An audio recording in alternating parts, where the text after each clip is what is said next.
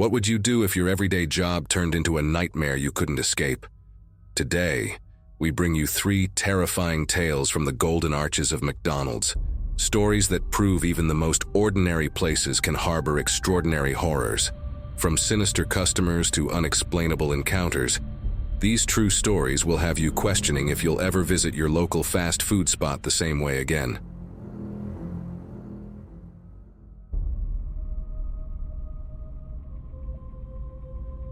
Before we dive into these animated nightmares, make sure to hit that like button, subscribe to our channel, and turn on notifications so you never miss a moment of our thrilling content. Grab your favorite snack, settle in, and prepare to uncover the dark secrets behind 3 McDonald's horror stories you'll never forget. Let's get started. The nightmare begins. A day like any other. Working at McDonald's was never part of my grand plan. For me, it was just a temporary job, a stepping stone to something better while I focused on my college studies. The monotony of flipping burgers and handing out fries made every shift blur into the next. But one sweltering August afternoon shattered that dull routine and left me with memories I wish I could forget. I was stationed at the drive-thru, handing out orders with robotic efficiency. Most customers passed through without leaving an impression, but one car caught my attention. The woman in the passenger seat was impossible to ignore. Her garish ketchup red wig clashed with everything around her. She leaned across the driver, snatched the food from my hands with a feral intensity, and shot me a glare that sent shivers down my spine. Her boyfriend, the timid man behind the wheel, avoided my gaze as they sped off. Minutes later, the woman stormed into the restaurant, her wig now slightly askew. She was furious, shouting about how her 10-piece McNuggets order only had 9 pieces. Her voice cut through the restaurant like a knife. Our manager tried to calm her, but her anger only grew. Before anyone could process what was happening, she spat in his face. His slap came instinctively, escalating the situation to chaos. She began throwing anything within reach: straws, napkins, even a trash can. A plexiglass divider became her next weapon, and when she hurled it, it struck a co-worker on the temple, drawing blood. "Let me see that punk who handed me my food!" she screeched, her eyes wild. My stomach churned as I realized she meant me. Before I could fully register what was happening, she vaulted over the counter with a shocking burst of agility, her movements fast and feral. Her claw-like hands stretched toward me, nails curved and ready to strike. My heart pounded as I froze in place, panic rendering me immobile. Just as her hand nearly grazed my arm, my coworkers sprang into action. They tackled her mid-air, dragging her to the ground in a flurry of shouts and commotion. She thrashed and screamed, kicking wildly as they wrestled her toward the door. Her shrill voice echoed through the restaurant, spewing threats and obscenities. "You can't stop me!" she bellowed as they shoved her outside, slamming the doors shut behind her. For a moment, silence fell over the room, broken only by the ragged breathing of my co-workers and the muffled hum of the kitchen. I thought it was over, but I was wrong. She returned minutes later, bursting through the entrance like a storm. Her wig was askew, her face twisted in unrelenting fury as she grabbed anything within reach, napkins, trays, even a trash can, and hurled them across the room. Each time she was dragged out, she came back angrier, her attacks more chaotic. At one point, she managed to rip a plexiglass divider from the counter, hurling it with such force that it hit a co-worker, leaving a gash on his temple. Blood trickled down his face as he stumbled back, adding to the chaos. It wasn't until the manager, visibly shaken, emerged and bellowed that the police were on their way that she finally fled. Her parting scream, filled with rage and defiance, lingered in the air long after she was gone, leaving us stunned and shaken. Finally, the police were called, and our manager shouted, "You want to throw your life away over one chicken nugget?" At that, she fled. Although the police took statements and reviewed the security footage, they never found her. The story became a bizarre anecdote among staff, something we laughed about during slow shifts. But deep down, I knew I hadn't seen the last of her. The return of the Red Wig. 4 months later, she came back. It was a quiet evening, and I was working the drive-thru again. When her car pulled up, my heart dropped. The Red Wig was unmistakable. This time, her unsettling grin was worse than her fury. She locked eyes with me as I handed over her food. She didn't speak, just took the bag and drove away. Hours later, as my shift ended, I walked to my car, clutching the pepper spray I carried everywhere. The parking lot was dimly lit, every shadow a potential threat. My paranoia proved justified when I heard footsteps, fast and deliberate. I turned quickly, my heart pounding, and there she was, lunging at me. Her wig had shifted, revealing patches of sparse, unkempt hair beneath. Her appearance was as wild as her demeanor, and the sight froze me in place for a split second. Instinct took over as her claw-like hands reached out. I fumbled for the pepper spray in my pocket and unleashed it directly into her face. The mist hit her squarely, and she screamed, a sound that pierced the stillness of the parking lot. For a brief moment, I thought I'd stopped her. Her hands flew to her face, tears streaming as she stumbled backward. But instead of retreating, her rage only intensified. Her red, swollen face twisted into a mask of pure fury. She opened her mouth to scream again, baring her teeth like a rabid animal. "You think this will stop me?" she shrieked, her voice cracking with a mix of pain and unrelenting anger. Then with terrifying speed, she charged at me. I scrambled backward, my hands shaking as I tried to distance myself. She moved with a manic energy, her movements erratic but focused entirely on me. My breath caught in my throat as I fumbled with my car keys, desperate to escape. Her face, now a mix of red irritation and raw determination, was mere inches away. Adrenaline surged through me as I threw myself into the car and slammed the door shut just as she reached me. The sound of her fists pounding against the window echoed in my ears, but I couldn't think. All I could do was pray the thin glass would hold. Desperation drove me to unlock my car and slammed the door shut just as she reached me. But before I could start the engine, a rock shattered the driver's side window. Glass rained down as her hands shot through the opening, grabbing my hair and dragging me toward the jagged edges. Her nails clawed at my face as she screamed incoherently, her spit spraying with every word. I screamed for help, my voice cracking with desperation, but the empty parking lot offered no response. Her nails dug into my scalp, pulling my hair with a vicious force that made my vision blur with pain. Blood trickled down my cheeks from the deep scratches she raked across my skin, each one burning like fire. Pinned in my car, I struggled against her grip, her wild eyes locking onto mine with an unrelenting fury. My hands flailed, trying to push her away, but she was relentless, her strength fueled by a terrifying, almost inhuman rage. My cries for help grew weaker, replaced by the raw sound of panic as the weight of her assault pressed down on me. Just as my hope began to fade, a voice cut through the chaos like a lifeline. It was my manager, bursting out of the restaurant and shouting at the top of his lungs. "Hey, get away from her!"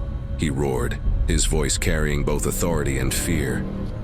The red-haired woman froze, her head snapping toward him like a predator caught off guard. For a split second, her grip loosened, and I scrambled to pull away, my body shaking as adrenaline coursed through me. She hesitated, then let out an animalistic growl before retreating into the shadows, disappearing as quickly as she had attacked. I slumped in my seat, trembling and bleeding as my manager rushed to my side. His face was pale, his hands hovering awkwardly as if unsure how to help. "It's okay," he said, though his voice betrayed his own fear. "She's gone now." But even as he spoke, I knew it wasn't over. Her parting glare told me she'd be back, and the thought of her return haunted me. His voice startled her, and she released me, fleeing into the night. The police were called once again, but she disappeared without a trace. This time, the attack left more than physical wounds. I quit the next day, unable to step foot in the restaurant that had become the backdrop for my nightmare. The psychological scars lingered long after the cuts and bruises healed. I became a recluse, too afraid to leave the safety of my parents' house. Every shadow outside my window made my heart race. Even now, years later, I can't shake the fear. Her face, twisted with rage and framed by that awful red wig, haunts my dreams. I live in constant paranoia, wondering if she's out there, watching, waiting for her next victim. A happy meal with dark intentions. I've never been the kind of person to shy away from meeting new people, especially back when I was a kid growing up in a rough part of the city. My childhood wasn't exactly picturesque. My mom worked 2 jobs to support us, and I spent most of my time alone in our small apartment. It wasn't her fault, of course. She did everything she could to keep food on the table and a roof over our heads, but it left me with a lot of free time and not much guidance. Without much money, I learned to fend for myself. For meals, I usually went to the nearest McDonald's. It was cheap and convenient, and all I needed was a few quarters to get a happy meal. On the days when my mom had to pull double shifts, I'd sit at one of the plastic booths and eat fries, sipping a small soda while watching the world go by. The McDonald's employees knew me well enough to leave me alone. When I wasn't at McDonald's, I spent my time on my mom's old desktop computer. It was a relic, even for those days, with a bulky CRT monitor that took up most of the desk. The internet wasn't like it is today. No social media platforms like Instagram or TikTok. Back then, chat rooms were the big thing. It felt like magic to connect with strangers from all over the world, or even just from your city. One day, I met someone in a local chat room who called himself John. He was around my age, or so he said, and we hit it off quickly. We talked about school, video games, and the latest internet memes. We even played Counter-Strike together, bonding over our shared frustration at the game's steep learning curve. After a couple of weeks, John suggested we meet up in person. At first, I was hesitant. I didn't have a car or even a bike, so I couldn't travel far. But when he said he lived close by, I figured it couldn't hurt. I proposed meeting at the McDonald's near the big intersection by my house. It was my go-to spot, and I felt safe there. John agreed and said he'd be wearing a green jacket so I could recognize him. The day of the meeting, I was nervous but excited. I didn't have many friends, even at school, so the idea of meeting someone I could hang out with regularly was thrilling. I raided my mom's coin jar for just enough quarters to buy a happy meal and walked over to McDonald's a few minutes early. When I got there, I scanned the room for a green jacket but didn't see anyone who matched John's description. I decided to wait, taking a seat in my usual booth. The employees, familiar with me by now, nodded in acknowledgement but left me alone. I told myself John was just running late. As the minutes ticked by, my excitement started to fade into anxiety. I didn't have a cell phone. This was before smartphones were common, so there was no way to check if John was on his way. I sat there, looking around the room, when I noticed a man standing by the window. He was tall and thin, wearing a trench coat that looked out of place for the mild weather. His gaze was fixed on me. When our eyes met, he began shuffling toward my table. Alarm bells rang in my head, but I brushed them off. Maybe he was just going to another table. Instead, he stopped right next to me. The table was at waist height for him, and he held a Happy Meal box just over the edge. "You look hungry, little boy," he said, his voice low and gravelly. "Would you like something from my Happy Meal?" I was startled and unsure how to respond. No, I'm good, thanks. I'm just waiting for someone." "Oh," he said, his lips curling into a smile that didn't reach his eyes. "Are you waiting for John? He's my son." Without waiting for an invitation, he slid into the booth beside me, even though the seat across from me was empty. He set the Happy Meal box on his lap, holding it there instead of placing it on the table. "John called me," he continued, leaning in close enough that I could smell his stale breath. "He said he was riding his bike to meet someone here. I thought I'd drive over to make sure everything was safe, but he should have been here by now, don't you think?" I didn't know what to say. His story made sense. How else would he know John's name? And yet, something about him felt off. He was invading my personal space, and his eyes darted around the room like he was checking for something, or someone. "But while we're waiting," he said, nudging the box toward me, "you should eat something. I bought this Happy Meal for the 2 of you. Come on, don't be shy." My stomach growled, betraying me. I was hungry, and the thought of free food was tempting. Hesitantly, I said, Okay, thank you, sir."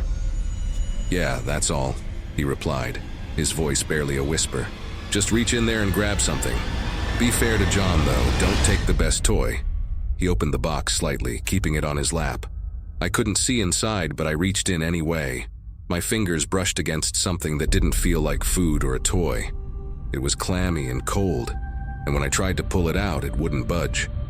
Before I could figure out what it was, a voice interrupted us. "Is everything okay over here?" I looked up to see a McDonald's employee standing next to our table, her hands on her hips. Neither of us had noticed her approach. Yeah, we're all good here," the man said quickly, closing the Happy Meal box and holding it tightly. "I'm just spending some quality time with my son." The woman's eyes narrowed. "Your son, huh?" "Yes, of course," he said, gesturing toward the window. "You see out there? My other son is waiting in the car, right outside." The woman turned her head to look, then back at him. Her expression hardened. "Get out of here," she said sharply. "I'm calling the cops." The man's demeanor changed instantly. He threw the Happy Meal box onto the table and bolted for the door. The employee watched him go, then turned to me. "Are you okay?" she asked. I think so," I stammered. She didn't let me leave, insisting on calling my mom to come pick me up. It felt like I was in trouble, even though I hadn't done anything wrong. While I waited for my mom to arrive, I picked up the Happy Meal box the man had left behind. Hoping for some food, I opened it. It was empty. Empty, except for a hole cut into the bottom, about 2 inches wide. I didn't understand what it meant at the time. It wasn't until months later, while watching a show about catching predators, that I saw the man's face again. He had been caught trying to lure another child at a different McDonald's. Looking back, I realized how close I had come to danger that night. John wasn't real. The man in the trench coat had created him, knowing someone like me, a lonely kid, might fall for it. The memory still haunts me. I don't go to McDonald's anymore. And that's a wrap on today's Chilling McDonald's horror stories. We hope these spine-tingling tales gave you the shivers. If you enjoyed the video, don't forget to like, subscribe, and share it with your friends. Because who doesn't love a good scare? Have you ever had an eerie encounter at a fast food joint? Drop your stories in the comments below. We'd love to hear them. Be sure to hit that notification bell so you never miss a spooky story. Thanks for watching, and stay tuned for more bone-chilling content right here. Until next time, stay safe and stay spooky.